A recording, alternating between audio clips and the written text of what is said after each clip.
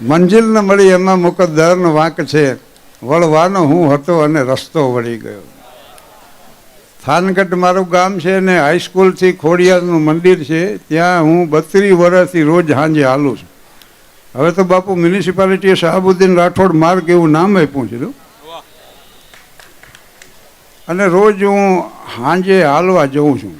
આપણી દેશી ભાષામાં શબ્દ છે ને, અવસ્થા આંબી ગઈ. પણ અવસ્થા આંબી જાય ક્યારે કે તમે ગતિમાં હોય ને વાય અવસ્થા ગતિમાં હોય. તમારી ગતિ મોડી પડે તો અવસ્થા આંબી જાય. એટલે અવસ્થાને આંબવા ન દેવી હોય તો હાલ્યા કરું એમ, ચરવાઈથી જો. એટલે હું સાંજે તો અમારે અહીં જાય ને જ્યાં સાંજે તૈયાર થઈને અમારે સ્ટેજમાંથી જવાનું હોય, એટલે પછી અમદાવાદને અહીંયા હોય ને અહીંયા મોર્નિંગ વોકમાં નીકળું. અને હવે જોયું મારા હેલ્થ કોન્શિયસ થઈ ગયા છો, બહુ મંડે હાલવા, સવાર પડ્યું નથી નીકળી પડે. ઘણા તો એવા જાડા હોય ને લુગડામાં હમાતા ન હોય, પણ મદન્યું હાલ્યો જાય એમ આમનામ હાલ્યા જાય. આ બહેનોના શરીર વધી જાય, માથું તો કંઈ શરીર હારે વધે નહીં.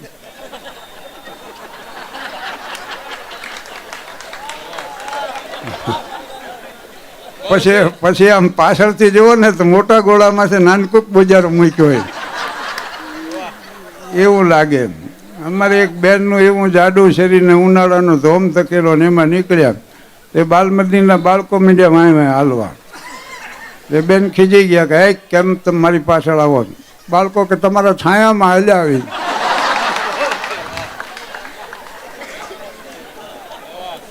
આમ નામ ઘર સુધી પહોંચી જઈતો. એટલે હું તો મેમનગર સ્વામિનારાયણ ગુરુકુળી મારો ઉતારો 45 વર્ષથી. એટલે ત્યાં સવારના પોરમાં મોર્નિંગ વોકમાં નીકળ્યો અમદાવાદમાં. એ હું મારા વિચારમાં હાલ્યો જતો. ફ્રેડરિક નીત્સે નામના જર્મન ફિલસૂફે એમ કીધું છે કે ઉત્તમ પ્રકારના સારા વિચાર માણસ હાલતો હોય ને ત્યારે આવે. અને તમે જોજો દુઃખી માણસો હાલે બહુ. ટેન્શનમાં ક્યારે ઊભા થઈને તમે મનશો આટા મારો એ ખબર નહીં રહે તમને. અને ગરીબ ઘરની દુઃખી દીકરી હોય ને એના ભેડા બહુ ઉજળા હોય. એ રાખ નાખીને ઉચકા કરે ને ખબર ન હોય કેટલી વાર ઉચક્યો આ. એટલે હું વિચારમાં હેલ્યો જતો કે બાધાએ કબ બાંધ શકીએ પથ પર ચલને વાलों को, વિપદાએ કબ રોક સકી હૈ પથ પર ચલને વાलों. તો મારી ધૂનમાં હું હેલ્યો જતો. એમાં અમદાવાદી કાકો એક આવું જાડું શરીરને એમાં સફેદ ચડ્ડીને બનિયન ને બૂટ મોજા પહેરેલા એવો યુનિફોર્મ ખબ ખબ કરતા કાકા આવે ને 12માં વાય 13મું આવે એમ કાકી હારે ને હારે વાંથી મને ભટકાણા. બોલો હું આગળ આવ્યો હતો તો પાછળથી ભટકાણા. મેં એની સામું જોયું તો મને કે ધ્યાન રાખતા હતો એટલે હું સમજી ગયો કે આની સંઘર્ષ ન કરાય, આ લગાડી દે આપણને.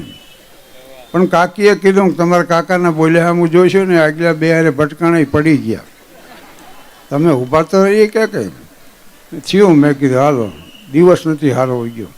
તો એક સાયકલવાળો સીધો મને આવીને ભટકાણો, મને હેઠે પાડી દીધો. બોલો પાછો એ દાંત મીંડ્યો કાઢવો.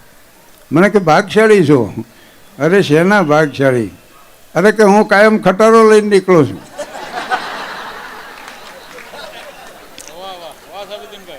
સાયકલ લઈને કે આજે જ નીકળ્યો. એટલે મને એમ થયું દિવસ સારો નથી હોઈ ગયો. જાદીને વિદ્યા ધનરું યશકો લાભ ન હોય, વિદુર કહે ધૃતરાષ્ટ્ર કો વંદ્ય કાલ હે સોય. પણ હું આગળ આવ્યો તો એક ભિક્ષુકે આમ મને સલામ ભરીને એટલી જ સભ્યતાથી મેં ભિક્ષુકને સલામ ભરી. ઇંગ્લેન્ડના એમ્પરર બકિંગહામ પેલેસ બહાર એકવાર મોર્નિંગ વોકમાં નીકળ્યા અને એક ભિક્ષુકે સમ્રાટને સલામ ભરી તો સમ્રાટે ભિક્ષુકને સલામ. અરે સેક્રેટરી કે નામદાર એ તો ભિખારી છે, એ ભલે સલામ, આપને જરૂર નહીં. પણ સમ્રાટે એમ કીધું કે મારા રાષ્ટ્રના એક ભિક્ષુક કરતાં સભ્યતાની બાબતમાં હું ઉતરતો છું એવું મારે સાબિત નથી કરવું. એક ભિક્ષુક શેઠને કે શેઠ કાંઈક આપો. શેઠ કે અહીં આપે હું કોઈ માણા નથી. બોલો કે તમે થોડીક વાર માણા થઈ જાઓ. પણ ભિક્ષુકે સલામ ભરી, મેં એને હામી સલામ ભરી. મને કે સાહેબ એક અડધી ચા પાવ. મેં તો તરત ઓર્ડર આપ્યો અડધીનો. એ વિવેકી હતો. મને કે તમે હારે પીવો ને? મારા હાટું ઓર્ડર આપ્યો. એમાં ગરમ ગાંઠિયા થતા હતા. મેં કીધું એમ કરો હારે નાસ્તોય કરો. પણ ત્યાં તો એ ગળગળો થઈ ગયો કે માનવતા મરી નથી પરવારી એમ, આવા દાતા હજી છે દુનિયામાં. અને મને થયું કે કહા લંકાપતિ લઈ ગયો, કહા કરને ગયો કોઈ, જસ જીવન અપ જસ મરણ કર દેખો સબ કોઈ. 100 ગ્રામ ગાંઠિયાનો ઓર્ડર આપ્યો, 50 ગ્રામ ભિક્ષુકને લીધા, 50 ગ્રામ મેં લીધા. અમે બે ગાંઠિયા ખાધા, ચા પીધી, પછી મુશ્કેલી શરૂ થઈ. લેંગો ને જબ્બો પહેરીને નીકળી પડ્યો હતો. જબ્બાના ખિસ્સામાં જોયું, 1 પૈસો ન નીકળ્યો. મને કે આનીકોરના ખિસ્સામાં છે, એમાંય ન નીકળ્યો. લેંગામાં કીધું નોટબોટ રહી ગયું હોય તો, કોઈ ખિસ્સામાં કાંઈ ન નીકળ્યું. જોકે મને ગુરુકુળ તરફથી ચા પાણી નાસ્તો જમવાની વ્યવસ્થા કરી દે. મારે આ હું બહાર કોઈ ખર્ચ કરવાનું નહોતું, અને આ આકસ્મિક થઈ ગયું ધાર્યા બાર એમ. ને મને વિચાર આવ્યો કે હાલું કોક ઓળખીતા નીકળે ને તો આપણી આબરૂ રહી જાય.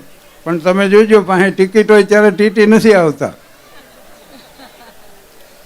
અને ખરેખરી ભૂખ લાગી હોય ત્યાં સામે આમંત્રણ નથી હોતા. ઈજન દઈને વિસરી ગયા અમને અમારા સૌ. લ્યો હાથમાં ને હાથમાં પાતળ સુકાઈ ગયા.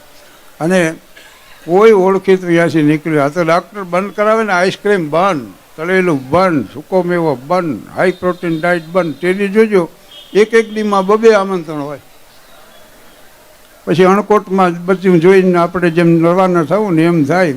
કારણ કે જિંદગી છે, સાજ આવ્યું હાથમાં ત્યાં સૂટ સૌ ફૂટી ગયા, સાકીએ લીધી સુરાઈ જામ સૌ ફૂટી ગયા. જિંદગીભર જેના માટે જોરતા બેઠા અમર, એ પધાર્યા એ જ વેળા પ્રાણ પણ છૂટી ગયા.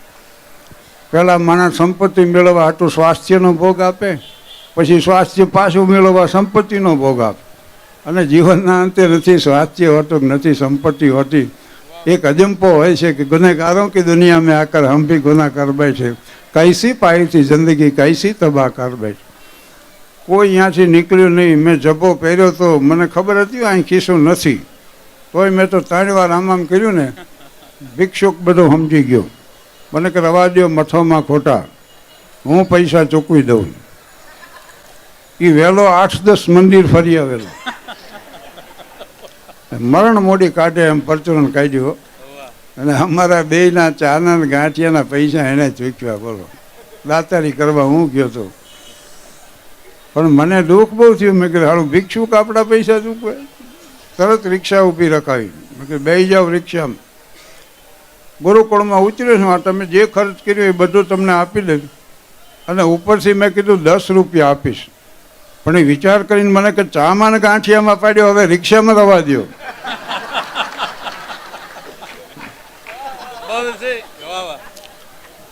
ચામાં ને ગાંઠિયામાં મને કે પાડ્યો, હવે રિક્ષામાં રવા દો. મેં કીધું ભલામણા થોડોક તો વિશ્વાસ થાય. હું ગમે એમ તો કલાકાર છું. મને કે કલાકાર હશો ને કે ભિખારી પાસે કોઈ પૈસો ન કટાવી હતો. એટલે આ કલાકારનું જીવન છે. હીના ને ખસની 2 અત્તરની શીશીઓ નીકળે, 1 ડબ્બો તેલ ન નીકળે. અને જે સંવેદન તમારે અનુભવ કરાવવાનો. બીજો શું કામ કલાકારો બોલે? સંવેદન જગાવવા માટે. પણ એની પહેલી શરત એ છે કે એને પોતે તો અનુભવેલો હોય જ જોઈએ, હોવું જ જોઈએ, સુખદ કે દુઃખદ. કારણ કે આપ હી રંગાએ વિના ઓર ન લાગે રંગ, પહેલે તો દીપક જલે પીછે જલે પતંગ.